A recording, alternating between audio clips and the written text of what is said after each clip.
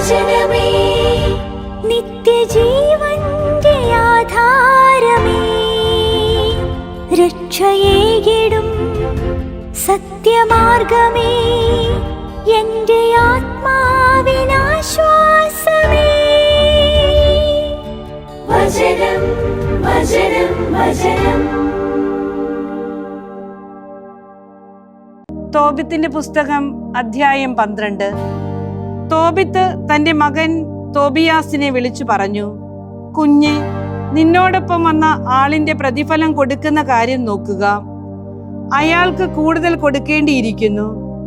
അവൻ പറഞ്ഞു, പിതാവേ, ഞാൻ കൊണ്ടുവന്നതിന്റെ പകുതി അയാൾക്ക് കൊടുത്താലും എനിക്ക് ദോഷമുണ്ടാവില്ല. അവൻ എന്നെ സുരക്ഷിതനായി നിന്റെ അടുക്കൽ തിരിച്ചെത്തിച്ചു. എന്റെ ഭാര്യയെ സുഖപ്പെടുത്തി എന്റെ പണം വാങ്ങിക്കൊണ്ടുവന്നു. അതുപോലെ നിന്നെയും അവൻ സുഖപ്പെടുത്തി. വൃദ്ധൻ പറഞ്ഞു, അവൻ അത് അർഹിക്കുന്നു. അവൻ മാലാഖയെ വിളിച്ച് അവനോട് പറഞ്ഞു, നിങ്ങൾ കൊണ്ടുവന്നതിൻ്റെയെല്ലാം പകുതി നീ എടുത്തുകൊള്ളുക. അപ്പോൾ അവൻ രണ്ടുപേരെയും രഹസ്യത്തിൽ വിളിച്ച് അവരോട് പറഞ്ഞു, ദൈവത്തെ സ്തുതിക്കുകയും അവിടത്തേക്ക് നന്ദി പറയുകയും ചെയ്യുവിൻ. അവിടത്തേക്ക് മഹത്വം നൽകുവിൻ. അവിടുന്ന് നിങ്ങൾക്ക് ചെയ്തതിനെ പ്രതി സകല ജീവികളുടെയും മുൻപിൽ അവിടത്തെ ഏറ്റുപറയുവിൻ. ദൈവത്തിന്റെ പ്രവൃത്തികളുടെ കാര്യങ്ങൾ ആദരപൂർവ്വം പ്രഘോഷിച്ചുകൊണ്ട് ദൈവത്തെ പുകഴ്ത്തുകയും അവിടുത്തെ നാമത്തിന് മഹത്വം നൽകുകയും ചെയ്യുന്നത് ഉചിതമത്രേ. അവിടത്തേക്ക് നന്ദി പറയുന്നതിൽ അമാന്തിക്കരുത്. രാജാവിന്റെ രഹസ്യം മറച്ചു വെക്കുന്നത് നല്ലതാണ്, ദൈവത്തിന്റെ പ്രവൃത്തികളോ മഹത്വപൂർവ്വം വെളിപ്പെടുത്തുന്നതും. നന്മ ചെയ്യുവിൻ, തിന്മ നിങ്ങളെ സ്പർശിക്കുകയില്ല. ഉപവാസം, ദാനധർമ്മം, നീതി എന്നിവയോട് കൂടെയുള്ള പ്രാർത്ഥന നല്ലതാണ്. നീതിയോടുകൂടിയ അല്പമാണ് അനീതിയോടുകൂടിയ അധികത്തേക്കാൾ അഭികാമ്യം. സ്വർണം കൂട്ടിവയ്ക്കുന്നതിനേക്കാൾ നല്ലതാണ് ദാനധർമ്മം ചെയ്യുന്നത്. എന്തെന്നാൽ ദാനധർമ്മം മരണത്തിൽ നിന്ന് രക്ഷിക്കുന്നു, അത് പാപമെല്ലാം തുടച്ചു നീക്കുന്നു. ദാനധർമ്മവും നീതിയും പ്രവർത്തിക്കുന്നവർ ജീവിത തികവിൽ എത്തിക്കപ്പെടും. പാപം ചെയ്യുന്നവർ സ്വന്തം ജീവന്റെ ശത്രുക്കളാണ്. ഞാൻ നിങ്ങളിൽ നിന്ന് ഒരു വാക്കും ഒളിച്ചു വയ്ക്കുകയില്ല. അതിനാലാണ് രാജാവിന്റെ രഹസ്യം മറച്ചു വയ്ക്കുന്നത് നല്ലതാണ്, ദൈവത്തിന്റെ പ്രവൃത്തികളോ മഹത്വപൂർവ്വം വെളിപ്പെടുത്തുന്നതും എന്ന് ഞാൻ പറഞ്ഞത്. നീയും നിന്റെ മരുമകൾ സാറായും പ്രാർത്ഥിച്ചപ്പോൾ നിങ്ങളുടെ പ്രാർത്ഥനാ നിയോഗം പരിശുദ്ധനായവന്റെ മുൻപിൽ ഞാൻ എത്തിച്ചു. അതുപോലെ തന്നെ നീ മൃതരെ സംസ്കരിച്ചപ്പോൾ ഞാൻ നിന്നോടൊത്തുണ്ടായിരുന്നു. ഭക്ഷണം ഉപേക്ഷിച്ച് എഴുന്നേറ്റ് ചെന്ന് മൃതദേഹം സംസ്കരിക്കാൻ മടിക്കാതിരുന്നപ്പോൾ സൽപ്രവൃത്തി ചെയ്യുന്ന നീ എന്റെ ശ്രദ്ധയിൽ പെടാതിരുന്നില്ല. മറിച്ച് ഞാൻ നിന്നോടൊപ്പം തന്നെ ഉണ്ടായിരുന്നു. ആകയാൽ നിന്നെയും നിന്റെ മരുമകൾ സാറായെയും സുഖപ്പെടുത്താൻ ദൈവം എന്നെ അയച്ചു. ഞാൻ റഫായേലാണ്. വിശുദ്ധരുടെ പ്രാർത്ഥനകൾ സമർപ്പിക്കുകയും പരിശുദ്ധനായവന്റെ മഹത്വത്തിന്റെ സന്നിധിയിൽ പ്രവേശിക്കുകയും ചെയ്യുന്ന 7 വിശുദ്ധ മാലാഖമാരിൽ ഒരുവൻ. അവരിരുവരും സംഭ്രാന്തരായി. അവർ സാഷ്ടാംഗം പ്രണമിച്ചു, എന്തെന്നാൽ അവർ ഭയവിവശരായിരുന്നു. അവൻ അവരോട് പറഞ്ഞു, ഭയപ്പെടേണ്ട, നിങ്ങൾക്ക് സമാധാനം ഉണ്ടായിരിക്കട്ടെ. എന്നേക്കും ദൈവത്തെ സ്തുതിക്കുവിൻ. എന്തെന്നാൽ എന്റെ ഔദാര്യം കൊണ്ടല്ല, നമ്മുടെ ദൈവത്തിന്റെ ഹിതമനുസരിച്ചാണ് ഞാൻ വന്നത്. ആകയാൽ അവിടത്തെ എന്നേക്കും സ്തുതിക്കുവിൻ. ഞാൻ നിങ്ങൾക്ക് പ്രത്യക്ഷപ്പെട്ട ദിവസങ്ങളിലൊന്നും ഞാൻ ഭക്ഷിക്കുകയോ പാനം ചെയ്യുകയോ ചെയ്തിരുന്നില്ല. നിങ്ങൾ കണ്ടത് ഒരു ദർശനം മാത്രമായിരുന്നു. ഇപ്പോൾ നിങ്ങൾ ദൈവത്തിന് കൃതജ്ഞതയർപ്പിക്കുവിൻ. എന്തെന്നാൽ എന്നെ അയച്ചവന്റെ അടുത്തേക്ക് ഞാൻ കയറിപ്പോകുന്നു. സംഭവിച്ച കാര്യങ്ങളെല്ലാം ഒരു പുസ്തകത്തിൽ എഴുതുവിൻ. അപ്പോൾ അവർ എഴുന്നേറ്റ് നിന്നു. എന്നാൽ അവനെ അവർ പിന്നെ കണ്ടില്ല. കർത്താവിന്റെ മാലാഖ തങ്ങൾക്ക് പ്രത്യക്ഷപ്പെട്ടതിനാൽ അവർ ദൈവത്തിന്റെ വലിയ പ്രവൃത്തികളും അത്ഭുത കൃത്യങ്ങളും ഏറ്റുപറഞ്ഞുകൊണ്ടിരുന്നു. തോബിത്തിന്റെ പുസ്തകം അധ്യായം 13. തോബിത്ത് സ്തോത്രഗീതമായി ഒരു പ്രാർത്ഥന എഴുതി. അവൻ ഉദ്ഘോഷിച്ചു, നിത്യം ജീവിക്കുന്ന ദൈവം വാഴ്ത്തപ്പെട്ടവനാകട്ടെ. അവിടുത്തെ രാജ്യവും അവിടുന്ന് ശിക്ഷിക്കുകയും കരുണ കാണിക്കുകയും ചെയ്യുന്നു. പാതാളത്തിലേക്ക് താഴ്ത്തുകയും ഉയർത്തുകയും ചെയ്യുന്നു. അവിടുത്തെ കയ്യിൽ നിന്ന് ആർക്കും രക്ഷപ്പെടാനാകില്ല. ഇസ്രായേല്യരെ, ജനതകളുടെ മുൻപിൽ അവിടുത്തെ ഏറ്റുപറയുവിൻ. എന്തെന്നാൽ അവിടുന്നാണ് നമ്മെ അവരുടെ ഇടയിൽ ചിതറിച്ചത്. അവിടെ അവിടുത്തെ വൈഭവം വിളംബരം ചെയ്യുവിൻ. ജീവിക്കുന്ന എല്ലാറ്റിൻ്റെയും മുൻപിൽ അവിടുത്തെ മഹത്വപ്പെടുത്തുവിൻ. എന്തെന്നാൽ അവിടുന്നാണ് നമ്മുടെ കർത്താവും ദൈവവും. എല്ലാ കാലത്തും നമ്മുടെ പിതാവ് അവിടുന്ന് തന്നെ. നമ്മുടെ അകൃത്യങ്ങൾക്ക് അവിടുന്ന് നമ്മെ ശിക്ഷിക്കും, എന്നാൽ അവിടുന്ന് വീണ്ടും കരുണ കാണിക്കും. എല്ലാ ജനതകളുടെയും ഇടയിൽ നിന്ന്, അവരുടെ ഇടയിൽ നിങ്ങൾ ചിതറിക്കപ്പെട്ടിരുന്നിടത്ത് നിന്ന് അവിടുന്ന് നമ്മെ ഒരുമിച്ച് കൂട്ടും. നിങ്ങളുടെ പൂർണ്ണ ഹൃദയത്തോടും പൂർണ്ണ മനസ്സോടും കൂടെ നിങ്ങൾ കർത്താവിങ്കിലേക്ക് തിരിഞ്ഞ് അവിടുത്തെ സന്നിധിയിൽ സത്യസന്ധമായി വ്യാപരിച്ചാൽ അവിടുന്ന് നിങ്ങളിലേക്കും തിരിയും. അവിടുന്ന് നിങ്ങളിൽ നിന്ന് ഒരിക്കലും മുഖം മറയ്ക്കുകയില്ല. അവിടുന്ന് നിങ്ങൾക്ക് ചെയ്തവ ഓർക്കുവിൻ. നിങ്ങളുടെ അധരങ്ങളെല്ലാം കൊണ്ട് അവിടുത്തെ ഏറ്റുപറയുവിൻ. നീതിയുടെ കർത്താവിനെ സ്തുതിക്കുവിൻ. യുഗങ്ങളുടെ രാജാവിനെ മഹത്വപ്പെടുത്തുവിൻ. ഞാൻ എൻ്റെ പ്രവാസ ഭൂമിയിൽ നിന്ന് അവിടുത്തെ ഏറ്റുപറയുന്നു. അവിടുത്തെ ശക്തിയും വൈഭവവും പാപികളായ ജനതയ്ക്ക് ഞാൻ കാണിച്ചു കൊടുക്കുന്നു. പാപികളെ പിന്തിരിയുവിൻ. അവിടുത്തെ മുൻപിൽ നീതി പ്രവർത്തിക്കുവിൻ. അവിടുന്ന് നിങ്ങളിൽ പ്രസാദിക്കുകയും നിങ്ങളോട് കരുണ കാണിക്കുകയും ചെയ്യുകയില്ലെന്ന് ആരറിഞ്ഞു? ഞാൻ എൻ്റെ ദൈവത്തെ മഹത്വപ്പെടുത്തുന്നു. എൻ്റെ ആത്മാവ് സ്വർഗത്തിൻ്റെ രാജാവിനെയും അവിടുത്തെ വൈഭവവും പ്രകീർത്തിക്കുന്നു. എല്ലാവരും പ്രഘോഷിക്കുകയും ജെറൂസലേമിൽ അവിടുത്തെ ഏറ്റുപറയുകയും ചെയ്യട്ടെ. വിശുദ്ധ നഗരമായ ജെറൂസലേമേ, നിന്റെ പുത്രന്മാരുടെ പ്രവൃത്തികളാൽ അവിടുന്ന് നിന്നെ ശിക്ഷിക്കും. നീതിമാന്മാരുടെ മക്കളോട് അവിടുന്ന് വീണ്ടും കരുണ കാണിക്കും. കർത്താവിന് യഥായോഗ്യം കൃതജ്ഞതയർപ്പിക്കുക. യുഗങ്ങളുടെ രാജാവിനെ സ്തുതിക്കുക. അങ്ങനെ അവിടുത്തെ കൂടാരം നിനക്ക് വേണ്ടി വീണ്ടും സന്തോഷത്തോടെ പടുത്തുയർത്തപ്പെടട്ടെ. നിന്നിലെ പ്രവാസികളെ അവിടുന്ന് സന്തോഷഭരിതരാക്കട്ടെ. അവിടുന്ന് എന്നേക്കും സകല തലമുറകളോളം നിന്നിലെ നിർഭാഗ്യർക്ക് സ്നേഹം ചൊരിയട്ടെ. വിദൂരത്ത് നിന്ന് അനേകം ജനതകൾ കരങ്ങളിൽ കാഴ്ചകളുമായി, സ്വർഗത്തിന് രാജാവിനുള്ള കാഴ്ചകളുമായി ദൈവമായ കർത്താവിന് നാമം വഹിക്കുന്നിടത്തേക്ക് വരും. അവർ തലമുറകൾ തോറും നിനക്ക് ആനന്ദമേകും. നിന്നെ വെറുക്കുന്നവരെല്ലാം ശബ്ദരാകും. നിന്നെ സ്നേഹിക്കുന്നവരെല്ലാം എന്നേക്കും അനുഗ്രഹീതരും. നീതിമാന്മാരുടെ മക്കളെ പ്രതി ആഹ്ലാദിച്ച് ആനന്ദിക്കുവിൻ. എന്തെന്നാൽ അവർ ഒരുമിച്ച് ചേർക്കപ്പെടും. അവർ നീതിമാന്മാരുടെ കർത്താവിനെ സ്തുതിക്കും. നിന്നെ സ്നേഹിക്കുന്നവർ എത്രയോ അനുഗ്രഹീതർ. നിന്റെ ശാന്തിയിൽ അവർ ആഹ്ലാദിക്കും. നിന്റെ കഷ്ടതകളിലെല്ലാം നിന്നെ പ്രതി ദുഃഖിതരായവർ അനുഗ്രഹീതർ. എന്തെന്നാൽ നിന്റെ മഹത്വം കണ്ടവരെല്ലാം നിന്നെ പ്രതി ആഹ്ലാദിക്കും. അവർ എന്നേക്കും സന്തോഷിക്കും. എൻ്റെ ആത്മാവ് മഹാരാജാവായ ദൈവത്തെ പുകഴ്ത്തട്ടെ. ഇന്ദ്രനീലവും മരതകവും കൊണ്ട് ജെറുസലേം പണിയപ്പെടും. നിന്റെ മതിലുകൾ അനർഘരത്നം കൊണ്ടും ഗോപുരങ്ങളും കൊത്തളങ്ങളും ശുദ്ധ സ്വർണം കൊണ്ടും. ജെറുസലേം തെരുവീഥികളിൽ ഗോമേദകവും മാണിക്യവും ഓഫീർ കല്ലും പതിപ്പിക്കപ്പെടും. അവളുടെ പാതകളെല്ലാം ഹല്ലേലൂയ പാടും. എല്ലാറ്റിനെയും എന്നേക്കും ഉയർത്തിയ ദൈവം വാഴ്ത്തപ്പെടട്ടെ എന്ന് പറഞ്ഞ് അവർ സ്തുതികൾ അർപ്പിക്കും.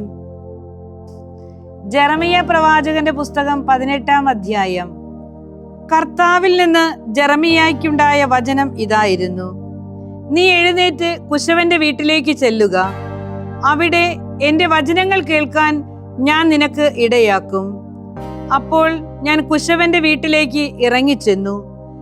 ഇതാ, അവൻ ചക്രത്തിന്മേൽ ജോലി ചെയ്യുകയായിരുന്നു. കുശവൻ കളിമണ്ണ് കൊണ്ട് ഉണ്ടാക്കിക്കൊണ്ടിരുന്ന പാത്രം അവന്റെ കയ്യിൽ വിരൂപമായി പോയി. അപ്പോൾ തൻ്റെ ദൃഷ്ടിയിൽ ഉചിതമായതുപോലെ നിർമ്മിക്കാൻ കുശവൻ അതുകൊണ്ട് വേറൊരു പാത്രം വീണ്ടും മനഞ്ഞു. അപ്പോൾ കർത്താവിന്റെ വചനം എനിക്ക് ഇപ്രകാരമുണ്ടായി: ഇസ്രായേൽ ഭവനമേ, ഈ കുശവനെ പോലെ എനിക്ക് നിങ്ങളോട് ചെയ്യരുതോ? കർത്താവിന്റെ അരുളപ്പാട്. ഇസ്രായേൽ ഭവനമേ, ഇതാ, കുശവന്റെ കയ്യിലെ കളിമണ്ണ് പോലെയാണ് എൻ്റെ കയ്യിൽ നിങ്ങളും. ഏതെങ്കിലും ഒരു ജനതയെക്കുറിച്ചോ ഒരു രാജ്യത്തെക്കുറിച്ചോ അതിനെ പിഴുതെറിയുമെന്നും ഇടിച്ചു തകർക്കുമെന്നും നശിപ്പിക്കുമെന്നും ഞാൻ പ്രഖ്യാപിച്ചിരിക്കുന്ന നേരത്ത് ഞാൻ ആ ജനതയുടെ മേൽ ആരോപിച്ചിരുന്ന തിന്മയിൽ നിന്ന് അത് പിന്തിരിഞ്ഞാൽ അതിനോട് ചെയ്യാൻ ഉദ്ദേശിച്ച തിന്മയെക്കുറിച്ച് ഞാൻ പരിതപിക്കും. ഏതെങ്കിലും ഒരു ജനതയെയോ ഒരു രാജ്യത്തെയോ പടുത്തുയർത്തുമെന്നും നട്ടു വളർത്തുമെന്നും ഞാൻ പ്രഖ്യാപിച്ചിരിക്കുന്ന നേരത്ത് അത് എൻ്റെ സ്വരം ശ്രവിക്കാതെ എൻ്റെ മുൻപിൽ തിന്മ പ്രവർത്തിക്കുകയാണെങ്കിൽ അതിന് അനുഗുണമായി ചെയ്യുമെന്ന് പറഞ്ഞിരുന്ന നന്മയെക്കുറിച്ചും ഞാൻ പരിതപിക്കും. അതുകൊണ്ട് ഇപ്പോൾ യൂദായിലെ ആളുകളോടും ജെറൂസലേം നിവാസികളോടും പറയുക, കർത്താവ് ഇപ്രകാരം അരുൾ ചെയ്യുന്നു, ഇതാ ഞാൻ നിങ്ങൾക്കെതിരെ അനർത്ഥം രൂപപ്പെടുത്തുന്നു, നിങ്ങൾക്കെതിരെ ഒരു പദ്ധതി നിനയ്ക്കുന്നു. ഓരോരുത്തനും അവനവന്റെ ദുർമാർഗത്തിൽ നിന്ന് പിന്തിരിയട്ടെ, നിങ്ങളുടെ വഴികളും പ്രവർത്തികളും ശരിയാക്കുവിൻ. എന്നാൽ അവർ പറഞ്ഞു, അതിൽ കാര്യമില്ല, തീർച്ചയായും ഞങ്ങളുടെ പദ്ധതികളുടെ പുറകെ ഞങ്ങൾ പോകും. ഞങ്ങൾ ഓരോരുത്തരും സ്വന്തം ദുഷ്ടഹൃദയത്തിന്റെ ഷാഠ്യം അനുസരിച്ച് പ്രവർത്തിക്കും. അതുകൊണ്ട് കർത്താവ് ഇങ്ങനെ അരുൾ ചെയ്യുന്നു, നിങ്ങൾ ജനതകളുടെ ഇടയിൽ ആരായുവിൻ. ഇവയ്ക്ക് സമാനമായത് ആരാണ് കേട്ടിരിക്കുന്നത്? അതിഭീകരമായൊരു കാര്യം ഇസ്രായേൽ കന്യക ചെയ്തിരിക്കുന്നു. ലെബനോനിലെ മഞ്ഞ് പാറക്കെട്ടുകളിൽ നിന്ന് മാഞ്ഞു പോകുമോ? അഥവാ വിദൂരത്ത് നിന്നൊഴുകുന്ന ശീതള ജലം വറ്റിപ്പോകുമോ? എന്നിട്ടും എൻ്റെ ജനം എന്നെ മറന്നു കളഞ്ഞിരിക്കുന്നു. വ്യർത്ഥതയ്ക്ക് അവർ ധൂപം അർപ്പിക്കുന്നു. അവർ സ്വന്തം വഴികളിൽ പുരാതന പാതകളിൽ ഇടറി വീഴാനിടയായി. നിരപ്പല്ലാത്ത വഴിയിൽ ഊടുവഴികളിൽ സഞ്ചരിച്ചുകൊണ്ടും തദ്വാര തങ്ങളുടെ ദേശത്തെ ശൂന്യവും നിത്യപരിഹാസ പാത്രവും ആക്കിക്കൊണ്ടും ആയിരുന്നു അത്. അവളെ കടന്നുപോകുന്ന ഓരോരുത്തനും അവഹേളിച്ച് തന്റെ തല കുലുക്കുന്നു. കിഴക്കൻ കാറ്റെന്ന പോലെ ഞാൻ അവരെ ശത്രുവിന്റെ മുൻപിൽ ചിതറിക്കും. കഷ്ടതയുടെ ദിനത്തിൽ ഞാൻ അവരെ കാണിക്കുന്നത് മുഖമായിരിക്കില്ല, പിടലിയായിരിക്കും. അപ്പോൾ അവർ പറഞ്ഞു, വരുവിൻ, നമുക്ക് ജെറുസലേമിനെതിരെ പദ്ധതികൾ മനയാം. എന്തെന്നാൽ പുരോഹിതനിൽ നിന്ന് നിയമവും ജ്ഞാനിയിൽ നിന്ന് ആലോചനയും പ്രവാചകനിൽ നിന്ന് വചനവും നശിച്ചു പോവുകയില്ല. വരുവിൻ, നമുക്ക് അവനെ നാവുകൊണ്ട് തകർക്കാം, അവന്റെ വാക്കുകളൊന്നും നമുക്ക് ശ്രദ്ധിക്കാതിരിക്കാം. കർത്താവെ, എന്റെ നേർക്ക് ശ്രദ്ധ തിരിക്കണമേ, എന്നോട് വ്യവഹരിക്കുന്നവരുടെ സ്വരം കേൾക്കണമേ. നന്മയ്ക്ക് പകരം തിന്മ നൽകപ്പെടുമോ? എന്റെ ജീവന് വേണ്ടി അവർ കുഴി കുഴിച്ചിരിക്കുന്നുവല്ലോ.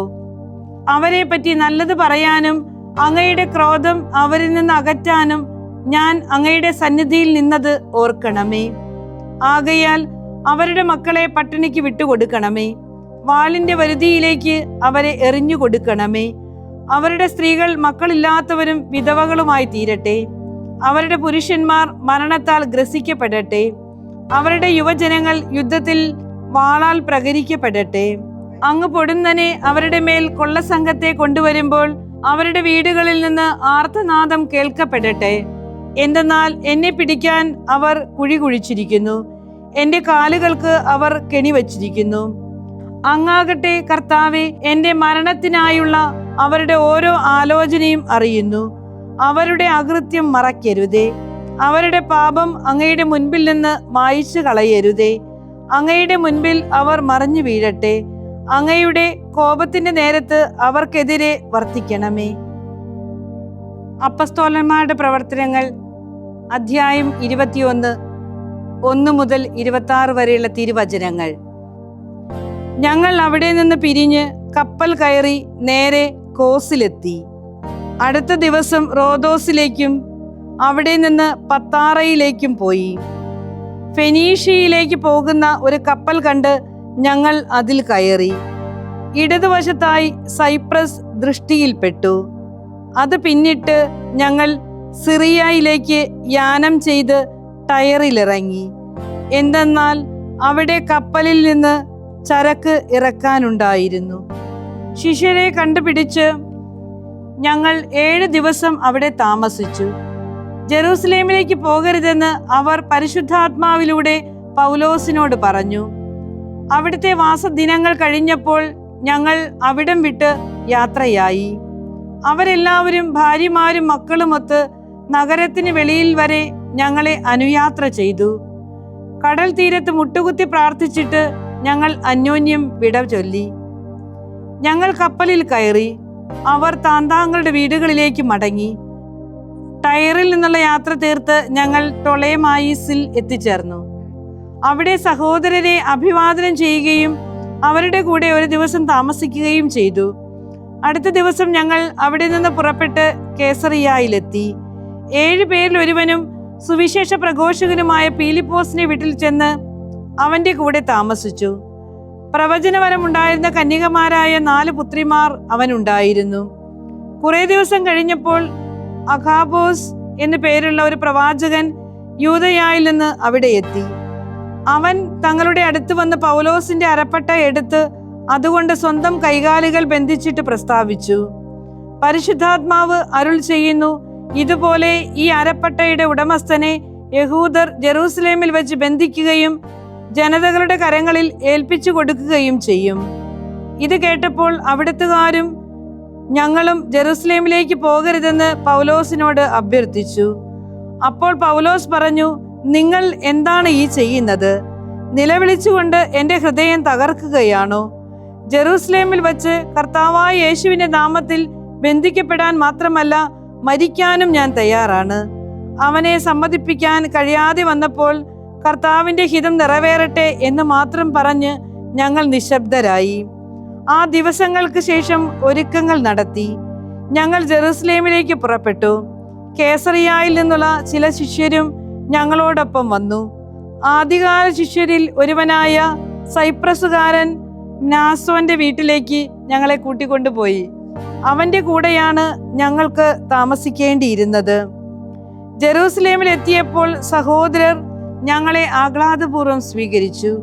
അടുത്ത ദിവസം പൗലോസ് ഞങ്ങളോടൊത്ത് യാക്കോബിന്റെ അടുക്കലേക്ക് പോന്നു. ശ്രേഷ്ഠന്മാരെല്ലാവരും അവിടെ എത്തിച്ചേർന്നു.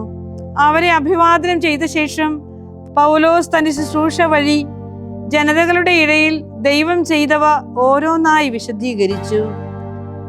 അവർ അത് കേട്ട് ദൈവത്തെ മഹത്വപ്പെടുത്തി. അവർ അവനോട് പറഞ്ഞു, സഹോദര, വിശ്വാസികളായവരിൽ ആയിരക്കണക്കിന് യഹൂദരുണ്ടെന്ന് നീ കാണുന്നല്ലോ. അവരെല്ലാം നിയമം സംബന്ധിച്ച് തീഷ്ണമതികളാണ്. എന്നാൽ മക്കളെ പരിച്ഛേദനം ചെയ്യുകയോ ആചാരങ്ങൾ അനുഷ്ഠിക്കുകയോ വേണ്ടെന്ന് പറഞ്ഞുകൊണ്ട് മോശയെ നിരാകരിച്ചുകൊണ്ടുള്ള മതത്യാഗം നീ ജനതകളുടെ ഇടയിലുള്ള യഹൂദരെ പഠിപ്പിക്കുന്നെന്ന് നിന്നെക്കുറിച്ച് അവർ കേട്ടിരിക്കുന്നു. ഇനി എന്താകും? നീ വന്നിട്ടുണ്ടെന്ന് തീർച്ചയായും അവർ കേൾക്കും. അതിനാൽ നീ ഞങ്ങൾ പറയുന്നത് ചെയ്യുക. വ്രതമെടുത്ത 4 പേർ ഞങ്ങളുടെ കൂട്ടത്തിലുണ്ട്. നീ ഇവരെ കൂട്ടിക്കൊണ്ടുപോയി അവരോടൊപ്പം നിന്നെയും ശുദ്ധീകരിക്കുക. അവരുടെ തല മുണ്ടനം ചെയ്യാനുള്ള ചെലവും നീ വഹിക്കുക. നിന്നെക്കുറിച്ച് അവർ കേട്ടിരിക്കുന്നവയിൽ കഴമ്പില്ലെന്നും നീ നിയമം പാലിച്ച് നേരായി ജീവിക്കുന്നെന്നും അങ്ങനെ എല്ലാവരും അറിഞ്ഞുകൊള്ളും. എന്നാൽ വിശ്വാസികളായ ജനതകളെ സംബന്ധിച്ചാകട്ടെ, അവർ വിഗ്രഹങ്ങൾക്ക് അർപ്പിച്ചവ, രക്തം, കഴുത്തു ഞെരിച്ചു കൊല്ലപ്പെട്ടവ, വ്യഭിചാരം എന്നിവ ഒഴിവാക്കണമെന്ന് തീർപ്പ് കൽപ്പിച്ചുകൊണ്ട് ഞങ്ങൾ എഴുതിയിട്ടുണ്ട്. പിന്നീട് പൗലോസ് ആ ആളുകളെ കൂട്ടിക്കൊണ്ടുപോയി അടുത്ത ദിവസം തന്നെ അവരോടൊപ്പം ശുദ്ധീകൃതനായി ദേവാലയത്തിൽ പ്രവേശിച്ചു. അവരോരോരുത്തർക്കും വേണ്ടി വഴിപാട് അർപ്പിക്കുന്നത് വരെയുള്ള അവരുടെ ശുദ്ധീകരണ ദിവസങ്ങളുടെ പൂർത്തീകരണത്തെക്കുറിച്ച് അറിയിച്ചു. ദൈവവചനമേ, നിത്യജീവന്റെ ആധാരമേ, രക്ഷയേകിടും സത്യമാർഗമേ.